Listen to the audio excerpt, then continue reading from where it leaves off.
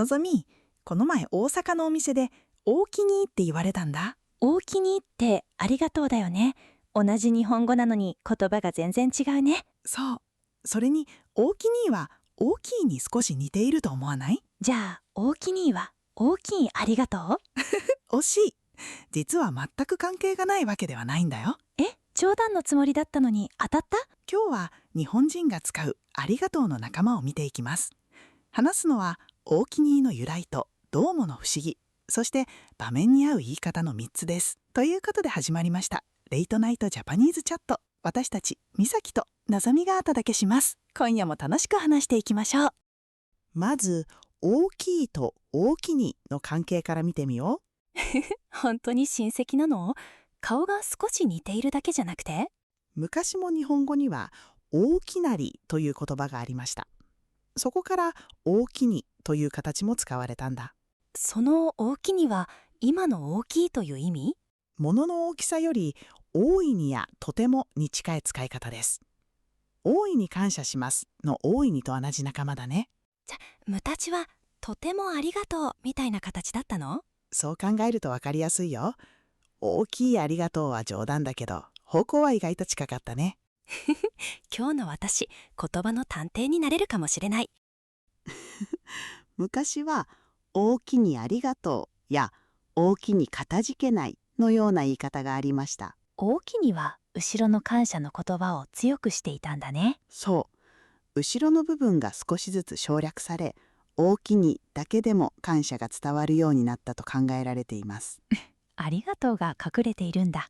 言葉のかくれんぼみたい。今は特に関西で聞く言葉です。お店で大きにと言われると地域の言葉を感じます。日本のどこでもみんなが毎日使わない？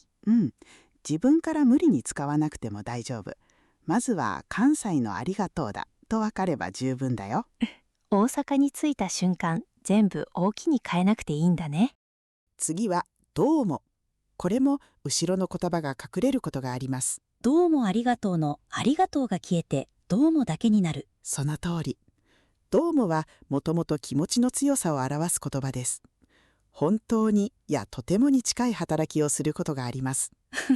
どうもありがとうなら本当にありがとうに近いんだ。そう。でもどうもだけだと短くて軽いお礼として使われます。停止せず、どうもありがとうございますは丁寧なのに、どうもだけなら軽い。少しややこしいね。丁寧さは後ろに続く言葉で変わると考えるといいよ。どうもは感謝を強くし、ございますが丁寧さを作ります。短いどうもの後ろにも見えないありがとうがいるんだね。ここでよく似たどうぞとどうもを場面で比べてみよう。最後の一文字だけ違うから、聞くと一瞬迷うことがあるね。私がのぞみにお菓子を渡します。はいどうぞ。私は受け取って、どうも。どうぞは相手に何かを差し出す時の言葉です。どうもは相手から受け取った時の短いお礼。矢印で覚えると簡単です。どうぞは自分から相手へ。どうもは相手から受け取る。入り口で道を譲る人はどうぞ。先に通る人はどうもと言えるね。じゃあお菓子を渡しながらどうもと言ったら？お礼なのかお菓子なのか少し迷わせるかも。ありがとうの仲間は相手との関係や場面によって変わります。ありがとうが場面に合わせて服を着替えるみたいだね。丁寧なのはありがとうございます。初めて会う人や仕事の場面でも使いやすいです。友達や家族ならありがとう。